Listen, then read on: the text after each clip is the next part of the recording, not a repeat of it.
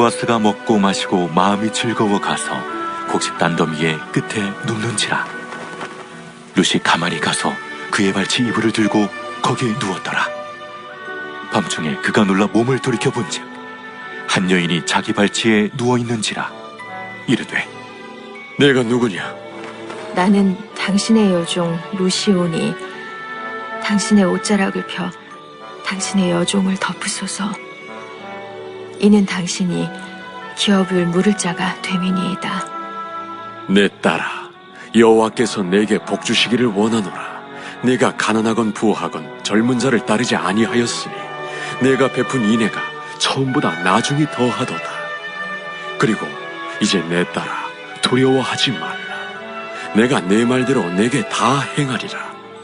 내가 현숙한 여자인 줄을 나의 성읍 백성이 다 아느니라. 참으로 나는 기업을 물을 자이나 기업 물을 자로서 나보다 더 가까운 사람이 있으니 이 밤에 여기서 머무르라. 아침에 그가 기업 물을 자의 책임을 내게 이행하려 하면 좋으니 그가 그 기업 물을 자의 책임을 행할 것이니라. 만일 그가 기업 물을 자의 책임을 내게 이행하기를 기뻐하지 아니하면 여호와께서 살아계심을 두고 맹세하노니 내가 기업 물을 자의 책임을 내게 이행하리라. 아침까지 누워있을지니라 하는지라. 룻이 새벽까지 그의 발치에 누웠다가 사람이 서로 알아보기 어려울 때에 일어났으니 보아스가 말하기를, 여인이 타작마당에 들어온 것을 사람이 알지 못하여야 할 것이라. 내 겉옷을 가져다가 그것을 펴서 잡으라. 그것을 펴서 잡으니 보리를 6번 되어 룻에게 지워주고 성읍으로 들어가니라. 룻이 시어머니에게 가니, 내 딸아, 어떻게 되었느냐? 룻이 그 사람이 자기에게 행한 것을 다 알리고 이르되, 그가 내게 이 보리를 6번 되어주며 이르기를 빈손으로 내 시어머니에게 가지 말라 하더이다. 내 딸아, 이 사건이 어떻게 될지 알기까지 앉아있으라. 그 사람이 오늘 이 일을 성취하기 전에는 쉬지 아니하리라. 하니라.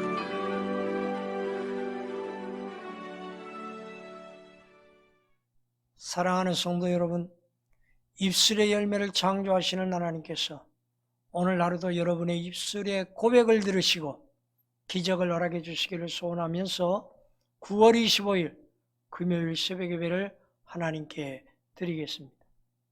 룻기서 3장 7절입니다. 여기서 보아스가 노젓가리 곁에 누운 때와 룻이 그의 발차례에 들어가 누운 때 사이에는 시간적으로 어느 정도 차이가 있었음에 틀림없습니다. 그 근거는 다음과 같습니다. 보아스가 잠자리에 누워 깊이 잠들지 않았다면 아무리 룻이 가만히 발치에 들어와 누웠을지라도 그 사실을 알아차렸을 것입니다. 그러나 8절을 주목해 볼 때 보아스가 발치에 이상이 있음을 느꼈던 때는 한밤중에 이르러서였습니다. 그러므로 수리학은 이러한 사실을 근거로 마당에서 상쾌한 잠을 잘 때라는 말을 첨가시켜 놓았습니다. 노젓가리 곁에 눕는지라. 보아스가 곡식단들을 쌓아둔 노젓가리 곁에 누운 것은 노젓가리를 지키고자 하는 특별한 관심에서 비롯된 것임에 틀림이 없습니다. 그리고 타작이 끝나고 보아스가 그곳에 잠잘 것을 나오미가 미리 알고 있었다는 점으로 미뤄와서도 그 당시 이스라엘 사회에서는 주인이 타작마당에서 잠을 자는 관습이 있었던 것으로 추측할 수 있습니다. 룻기서 3장 8절입니다. 밤중에 놀라 몸을 돌이켜본 적. 타자구 베푼 잔치에서 배불리 먹고 마신 결과 약간의 취기와 더불어 포만감에 젖어 깊이 잠들었던 보아스가 한밤중에 냉기로 인하여서 약간 몸을 뒤척였을 것이고 그때 그는 발치에서 이상한 감촉을 느꼈을 것입니다. 이에 보아스는 놀라는 기색으로 당연히 그 물체를 확인해 보았을 터이고 그 결과 발치에 누워있는 한 여인을 발견했을 것입니다. 룻기서 3장 9절입니다. 당신의 옷자락으로 시녀를 덮으소서. 룻이 보아스의 보호를 받기 원하는 것으로 이해합니다.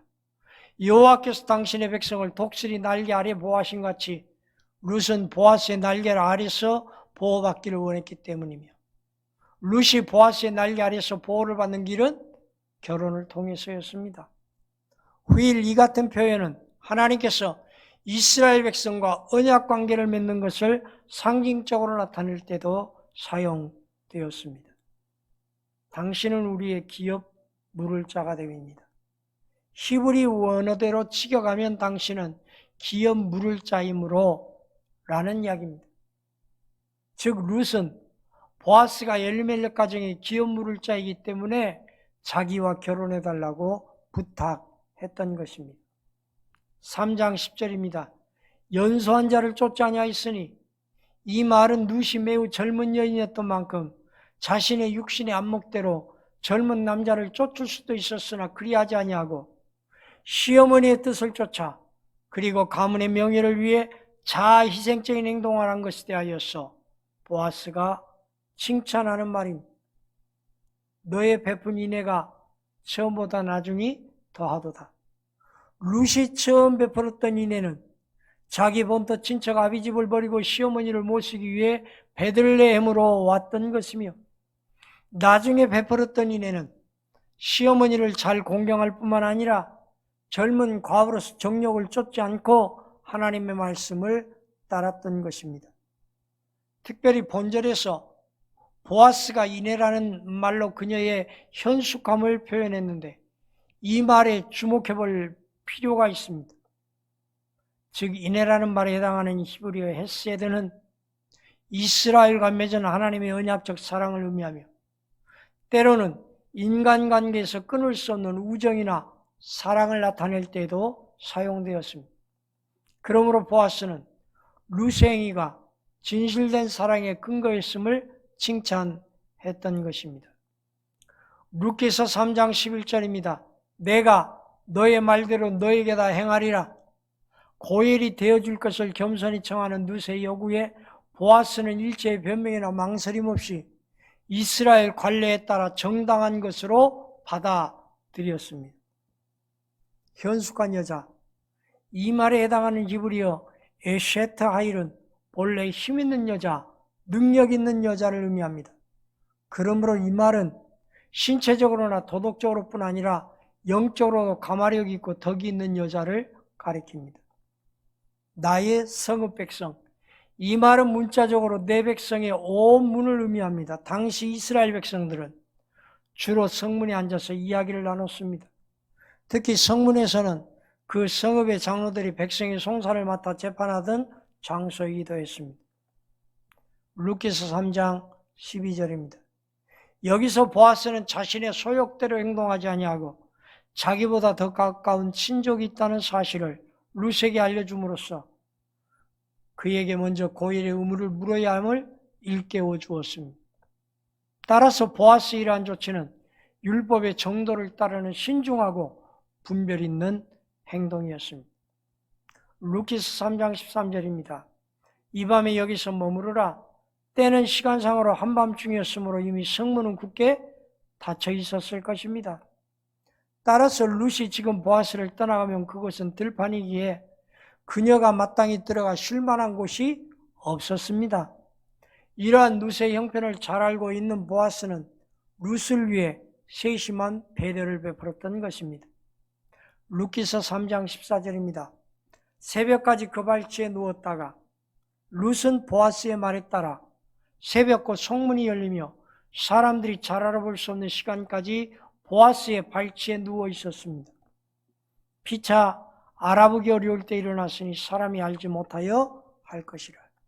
모세의 율법에 기록된 바 계대 결혼의 권리를 이행고자 취한 룻의 행위는 결코 부도덕한 행위가 아니었습니다. 그럼에도 불구하고 이처럼 룻이 보아스의 말을 쫓아 타인의 눈길을 피해 새벽 미명 어둑어둑할 때에 보아스 곁을 떠난 것은 단지 그녀의 사정을 잘 알지 못하는 자들로 하여금 쓸데없는 오해를 불러일으키지 않도록 하기 위함이었습니다. 룻기서 3장 15절입니다. 겉옷입니다.